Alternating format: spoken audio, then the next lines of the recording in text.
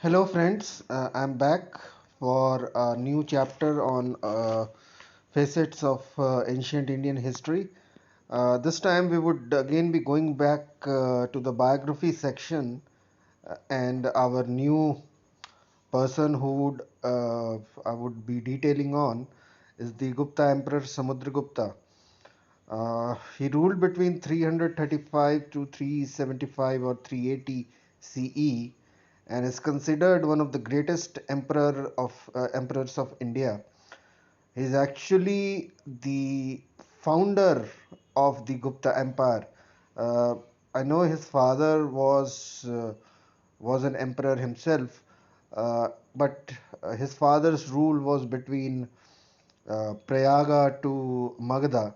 But this guy actually is considered the founder of the empire in the sense that his realm started way from Punjab, almost all the northern regions of India, the central regions, all the western regions up to all the eastern regions up to Assam and Bengal, and his famous march toward the southern kingdoms, where he reached Kanchipuram and defeated all the kings who faced him. So we will start with the biography of Samudragupta by first just looking at a quote on him. So this is the quote I have taken from the Gupta Empire by Dr. R. K. Mukherjee. So it states that he was a fearless fighter, possessed of the dash and drive of a tiger, Vyaghra Prakramaha, and the hero of 100 battles, Samarastata. Now we would be looking at the sources. So I would just be taking two sources mainly, and this is the primary sources which have been there since the time of Samudragupta. So one is the Prayagraj pillar inscription or the Allahabad pillar inscription, and the other is the Iran inscription. Iran is a place in Iran is a place in Madhya Pradesh near Sagar district, and there we have a inscription of Samudragupta himself. There are a couple of more inscription of Samudragupta. One is the Gaya inscription, two Gaya inscription in fact, but I would not be able to detail them because there have been some issues with those inscriptions. Some historians are of the view that those inscriptions are forgery. So I would not like to take those inscriptions into account. I'd only take two of them. One is the Prayagraj pillar inscription, which is the main source of our information on Samudragupta, and we have the Aran inscription. Now the dates. So various historians have proposed several dates on Samudragupta. So takes it between 330 to 370 CE. A.L. Basham takes it about 335 to 375 CE. S.R. Goel 350 to 375 CE. Dr. Vincent Arthur Smith, great Indologist, he gives an time frame between 353 to 380 CE, and Dr. R.K. Mukherjee he gives 335 to 375 CE. So we would be looking at that time period between 335 to 375 or 380 when Samudragupta ruled India. So the name, first of all, the name Samudra, it would mean that he was protected by the sea up to which his dominions extended. And we would be looking at part two of this particular series chapter on Samudragupta, where we would be detailing his inscription, his campaigns of the south, and he conquered an area of all the southern kingdoms. Uh, there is this Mathura pillar inscription of his son Chandragupta Vikramaditya. and that is dated to about 380 AD or 380 CE, and it states that the fame of his conquests extended up to four oceans. Chatura Dadashali Swadityaha. This is what the Mathura pillar inscription states about Samudragupta. He is also called a Napoleon of India by Dr. V.A. Smith. Not, so, I mean, Napoleon of India simply because of his extensive wars and conquests. He has been called Samarastata, which means the hero of 100 battles which he had fought. Uh, so that is why Dr. V.S. Smith calls him the Napoleon of India because of his extensive wars and victories. So he must have had a personal name. So every king had a personal name, and historians have proposed, including J.F. Fleet, that his personal name was Kacha. So Kach there is this variety of coin called Kacha type coin of Samudragupta, and there is this legend or the title of him called Sarva Rajyochataha, which means the exterminator of kings. Now, this title of Sarva Rajyochataha has also been mentioned in his successor's inscription while mentioning Samudragupta. So we have the uh, inscription of Kumaragupta, we have the inscription of Skandagupta, we have the inscription of Chandragupta Vikramaditya, and several other emperors who mention that Samudragupta was a Sarva Rajyochataha or the exterminator of kings. So, and this title is only applicable to Samudragupta among all Gupta emperors. So, no other Gupta emperor has taken this title except Samudragupta. So his birth and family. So he's the son of Chandragupta I, the first emperor of the Gupta dynasty who ruled between 319 to about 335 CE.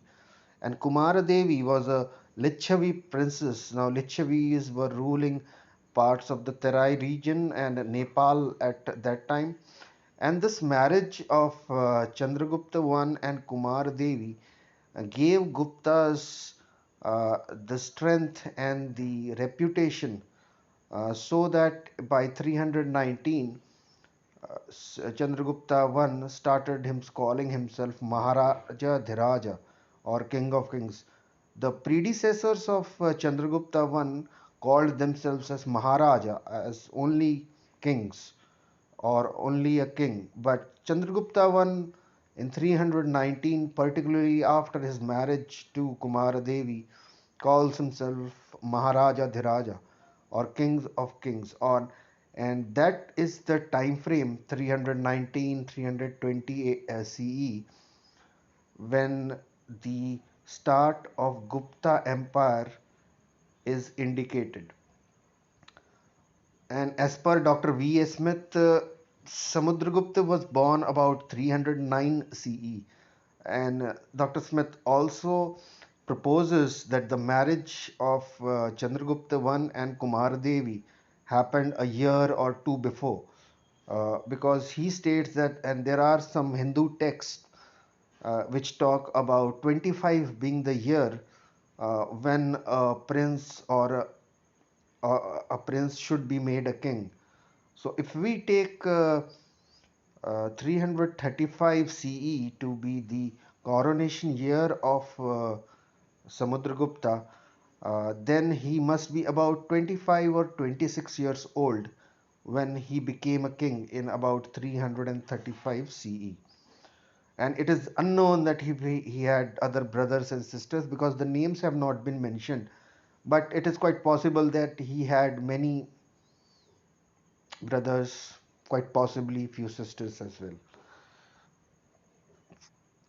And this is a magnificent coin of Chandragupta I. This is, friends, a commemorative coin, and I will just magnify it a little bit.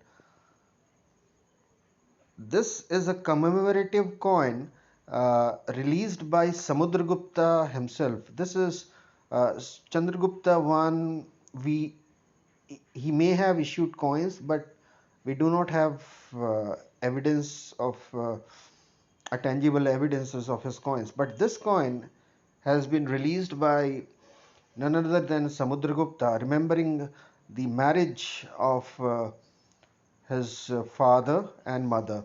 So, and I'll just magnify on the obverse, you can see the king on the right and the queen on the left, and the legend just on the edges of your left side is in Brahmi, Gupta Brahmi, or later Brahmi as we call it. The language is in Sanskrit, and it says Kumara Devi. And on the right, on if you could see, the right hand of the king has been stretched a little bit, and just beneath that arm is the word Chandragupta. And on the obverse, sorry, this is the obverse, and on the reverse, you could see this is Durga sitting on a lion with her hands outstretched, and the legend on the right, on the right, and circling Durga is Lichavi Dohitra. Now, Lichavi Dohitra is the name or a title of Samudragupta because he his maternal family came from Lichavis. It is very interesting that Samudragupta does not call himself Gupta Kula. He talks himself as Lichavi Dhoitra. Normally, if you are a son, you would associate yourself with your father's family. But Samudragupta, because of the prestige Guptas gained out of this marriage alliance, calls himself Lichavi Dohitra, or the maternal son of the Lichavis. So after this coin, we would look at his succession, and the main sources is of the Prayagraj pillar inscription, and it is stated that Samudragupta was selected for the throne by his father, who considered him to be a fully worthy as an Arya. Arya means noble one, with an eye to truth, right, and justice.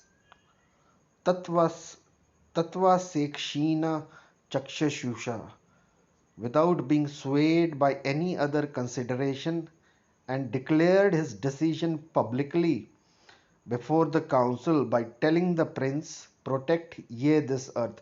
So, this thing which I have written here, it has directly been taken from the Prayagraj inscription or the Allahabad inscription, which we call it.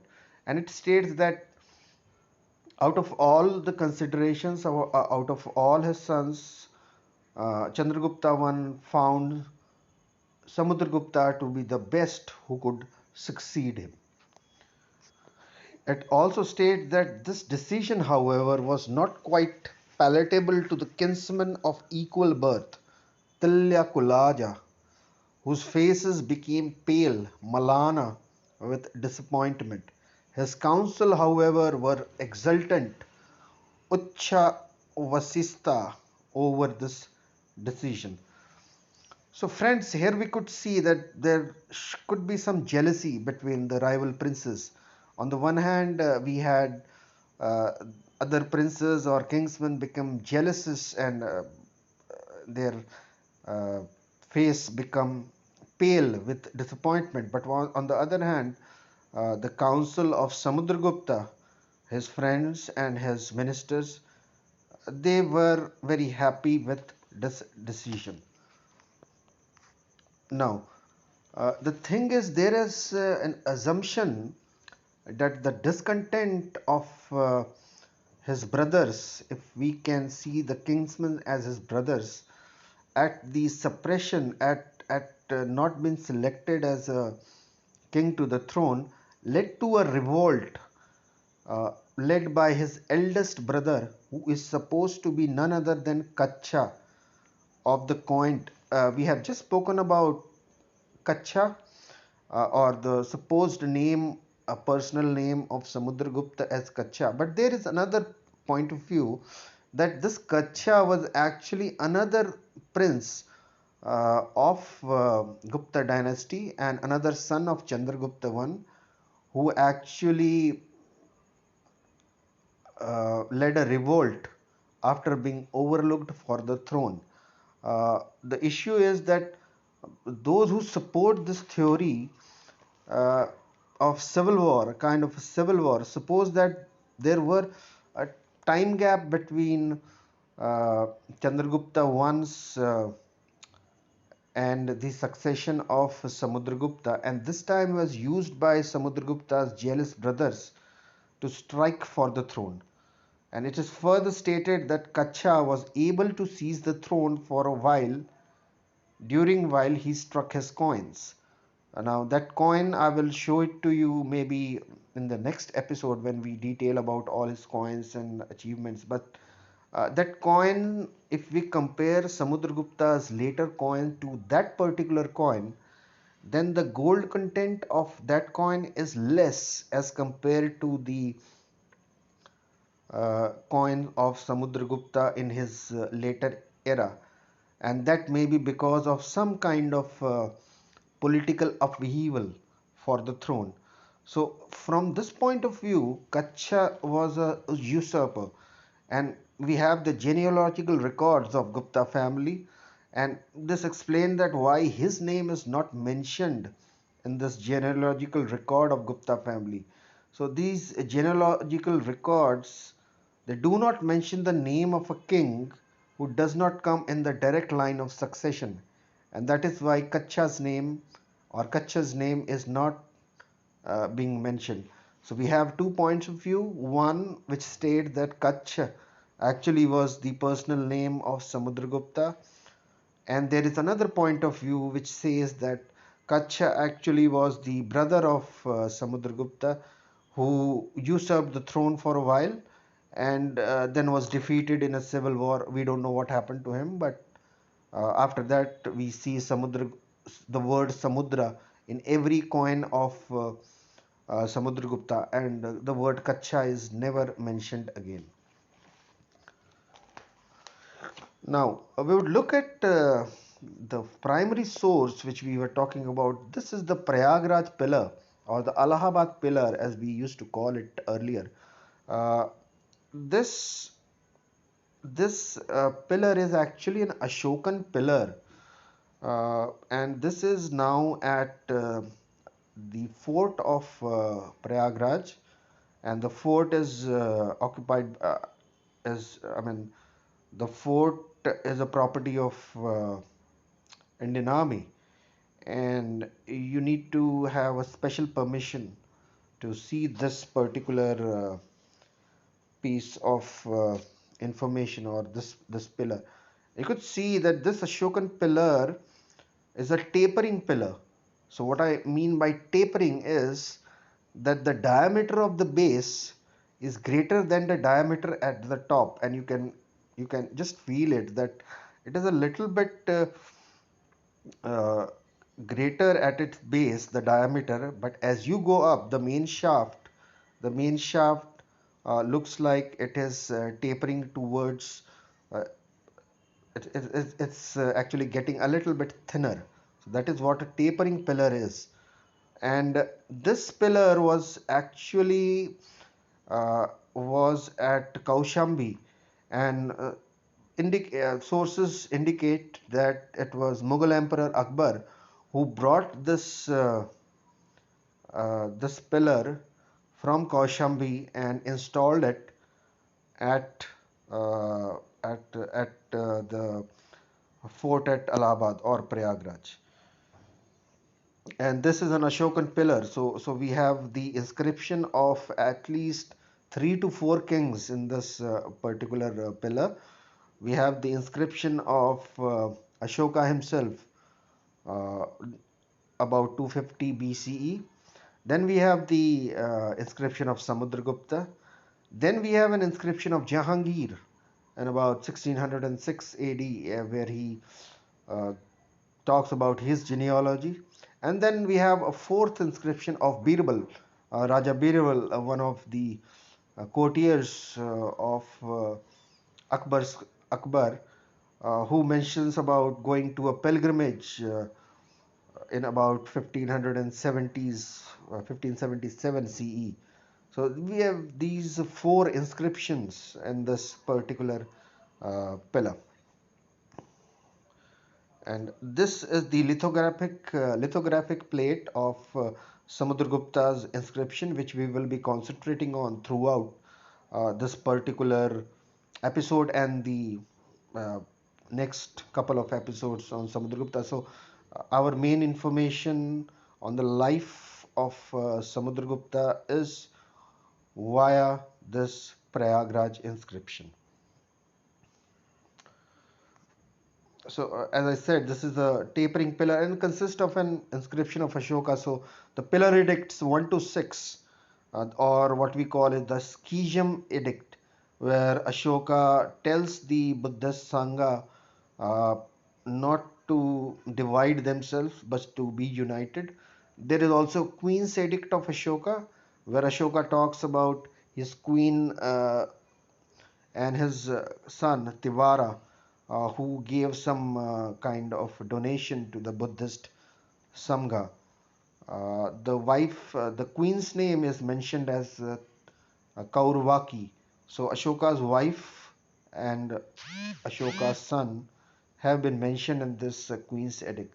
This is about 35 feet long, and normally the Ashokan pillars are of that height and they weigh around 50 tons or so.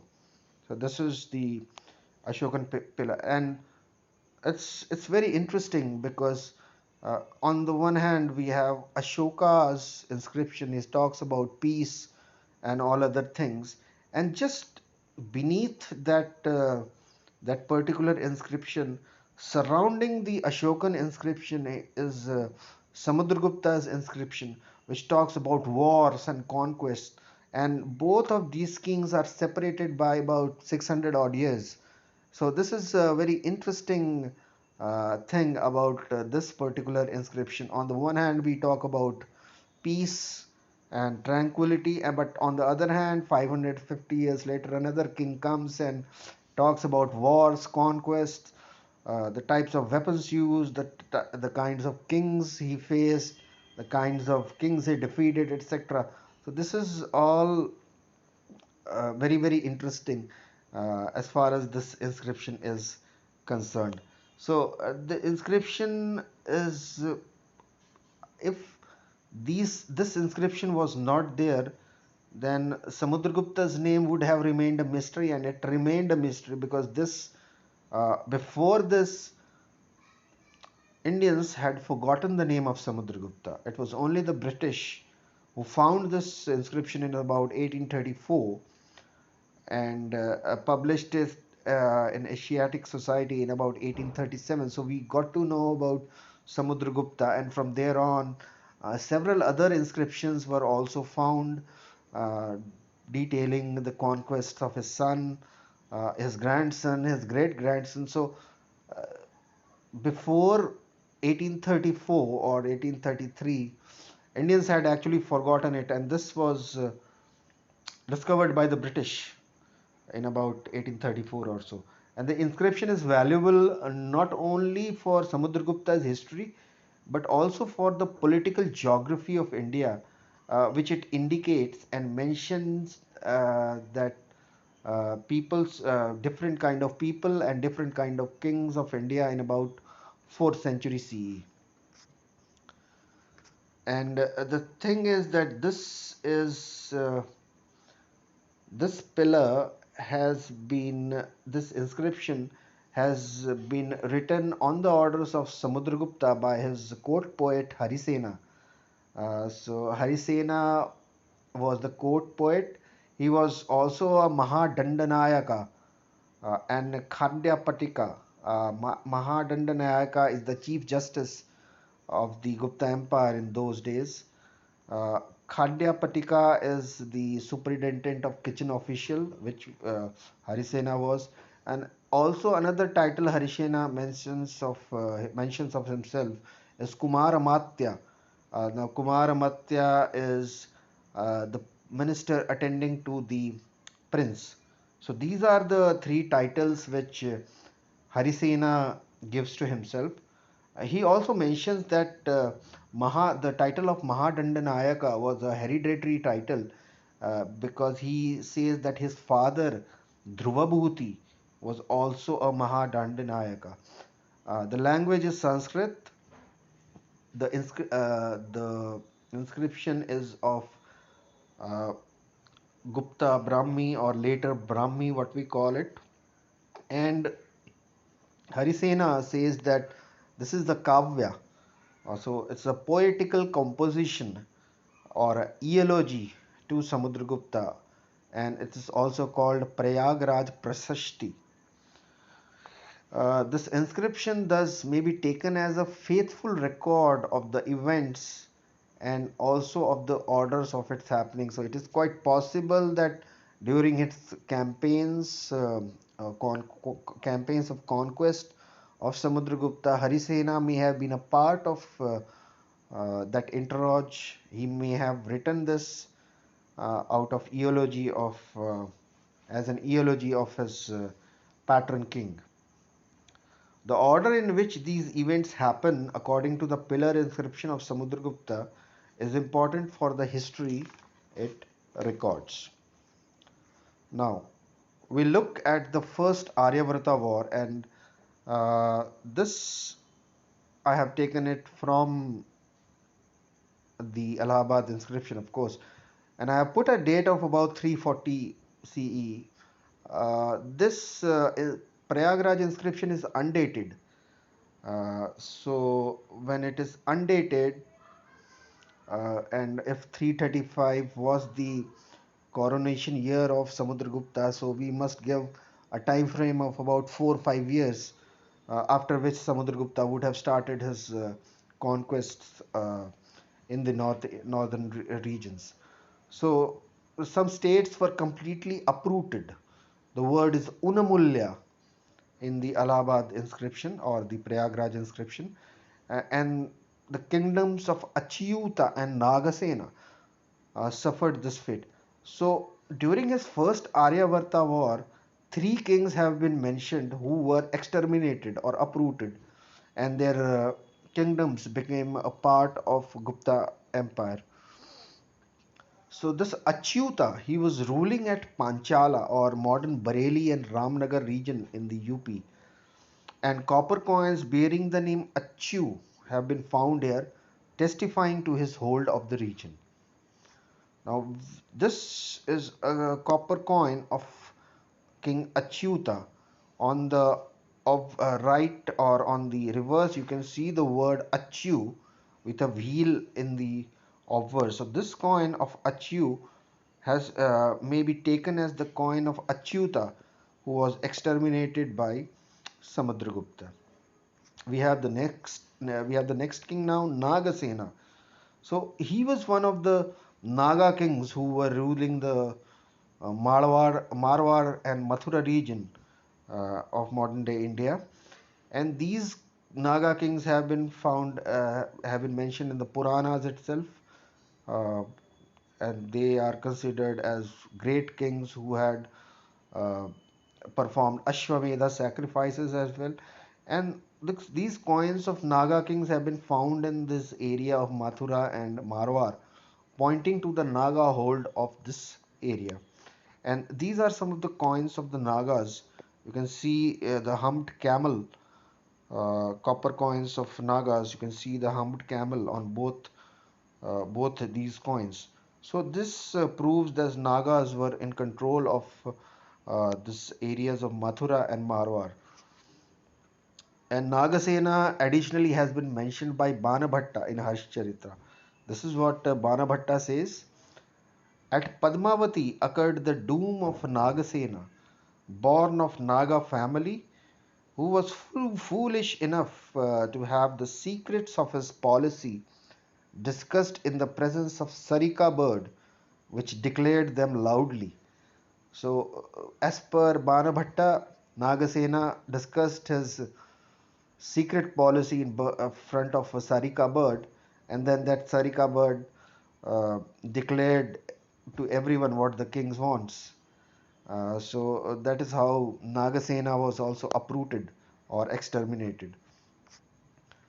So there is a mention of another king, the third king, and the king has not been mentioned by name, but the Kota Kula has been mentioned, and it was captured by Samudragupta's army while he was playing. The word is Kridata at Patliputra. Uh, so, as per the inscription, this king was inconsequential, uh, so much so that Samudragupta did not lead his armies in order to defeat this king, but may have sent his commander in chief or Senapati, uh, who defeated this king of Kotakula and captured him.